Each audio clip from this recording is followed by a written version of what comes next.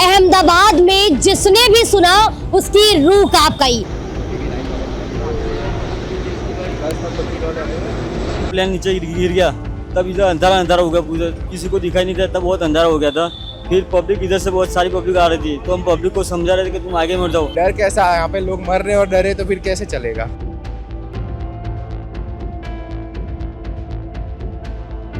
हमने जैसे ही ब्लास्ट देखा वैसे ही दौड़ के नीचे आए, पर ब्लास्ट किस चीज का था हमें मालूम नहीं। नीचे आया कि प्लेन क्रैश हुआ है, फिर हम लोग यहाँ सेवा में लग गए। आग की लपटें, वो तपन कहाँ तक थी? तपन तो धुआं धुआं हो गया था, सब अंधारा हो गया था सब। लेकिन वो बॉडी के हाल ऐसे थे कि कोई अगर देख ले तो उसको मतलब 2-3 दिन तक वो सो नहीं पाएगा।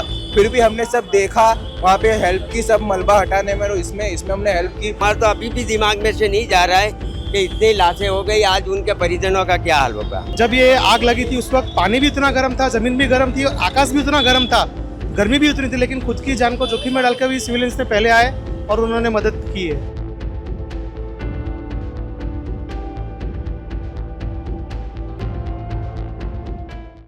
एयर इंडिया का विमान हादसा अहमदाबाद में जिसने भी सुना उसकी रूह कांप गई और पूरा देश इसे सुनकर झकझोर गया। लेकिन इस वक्त मैं उसी अहमदाबाद के मेघानी नगर में मौजूद हूँ। मेघानी नगर में ये वही बीजे मेडिकल कॉलेज की दीवार है, उसी हॉस्टल की दीवार है जिस हॉस्टल के अंदर वो बिल्डिंग है, और उसी बिल्डिंग में वो एरोप्लेन 171 एयर इंडिया का विमान क्रैश हुआ। और पूरा यही वो इलाका है जहां आग की लपटें दिखाई दे रही थी। आपको पता है, जब जिस शहर में जिस जगह पर इस तरीके का हादसा हो और आग की लपटें दिखाई दो तो अमूमन वहां के लोग भागते हैं, डरते हैं। लेकिन मुझे ये कहते हुए गर्व हो रहा है और अच्छा लग रहा है कि इसी अहमदाबाद के मेघानी नगर में इन लोगों ने, जो इस वक्त कैमरे में दिखाई दे रहे हैं, ये वो तमाम लोग थे जो उस दिन 12 जून को लगभग 1:30 बजे का वो वक्त था जब यहाँ पर अफरा तफरी के माहौल को ये शांत कर रहे थे और आगे बढ़कर बिना डरे उस ट्रैफिक को ये शांत कर रहे थे, उस ट्रैफिक को नियमित कर रहे थे और लोगों को समझा रहे थे। ये तमाम वही लोग हैं। क्या नाम है आपका? मेरा नाम दिनेश कुमार स्वभाव आनंद है। इधर जब वो हुआ, प्लेन नीचे गिर गया, तब इधर अंधारा अंधारा हो गया, पूरा किसी को दिखाई नहीं देता, बहुत अंधारा हो गया था। फिर पब्लिक इधर से बहुत सारी पब्लिक आ रही थी, तो हम पब्लिक को समझा रहे थे कि तुम आगे मत जाओ। ये सामने दीवार है, सब दीवार कूद के सब अंदर जा रहे थे। फिर तो हमने सबको रोका, फायर की जो गाड़ी आ रही थी उसको जाने के लिए हम पहले महत्व देते थे।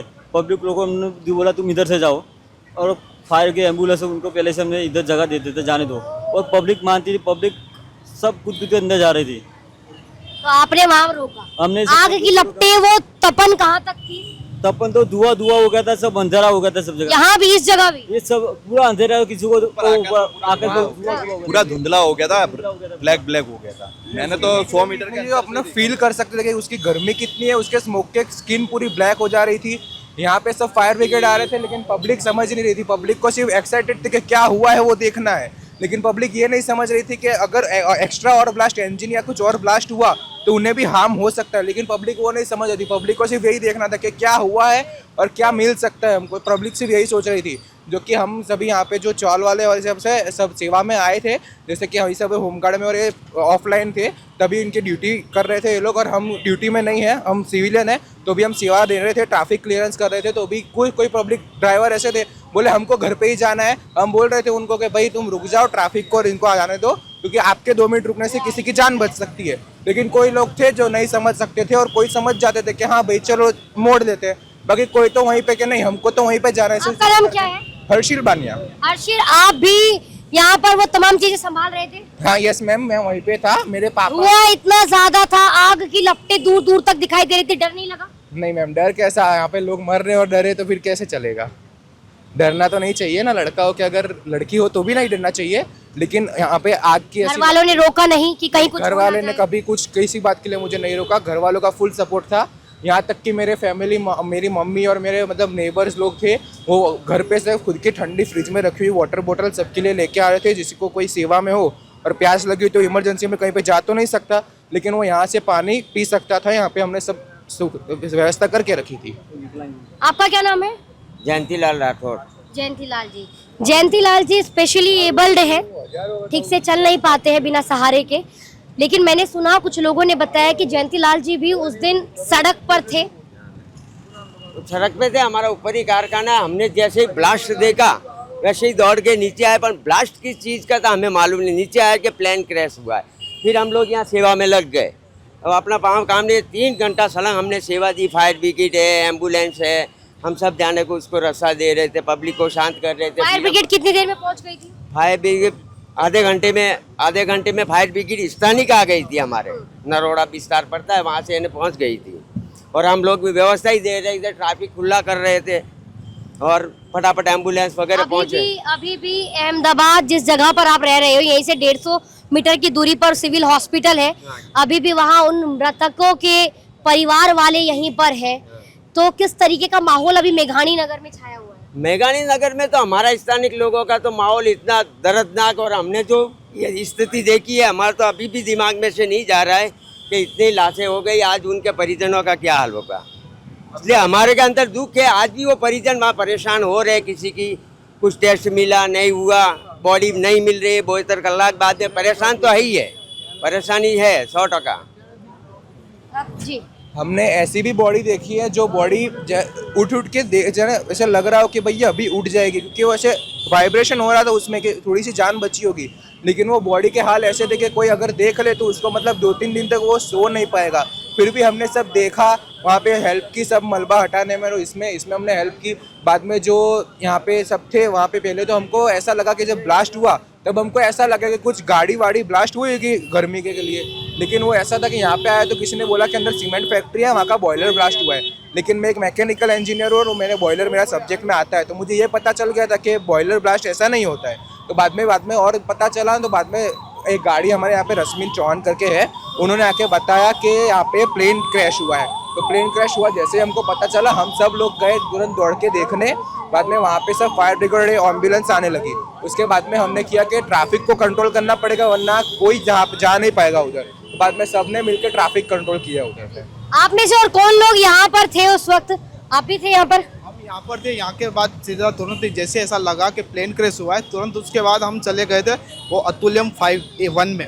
अतुल्यम 1 में जब गए तब फायर ब्रिगेड और वो हाजिर नहीं थे। उसके जस्ट 2 मिनट बाद फायर ब्रिगेड और एयरपोर्ट की फायर ब्रिगेड और वो सब हाजिर हुई थी। हमने तुरंत जाके हमने फर्स्ट वही देखा कि जब तक वो सिविल के अंदर रेसिडेंट डॉक्टर है और उनका स्टाफ है, उनको हमने वही कोशिश किया कि जब तक वो निकले तो उनको बाहर निकाल के सीधा एम्बुलेंस के अंदर डालें और उनको ट्रीटमेंट जल्दी से जल्दी मिले। अहमदाबाद मेघानी नगर का हर सिविलियन उस दिन सोशल वर्क में जुड़ गया था। आप भी यहीं के?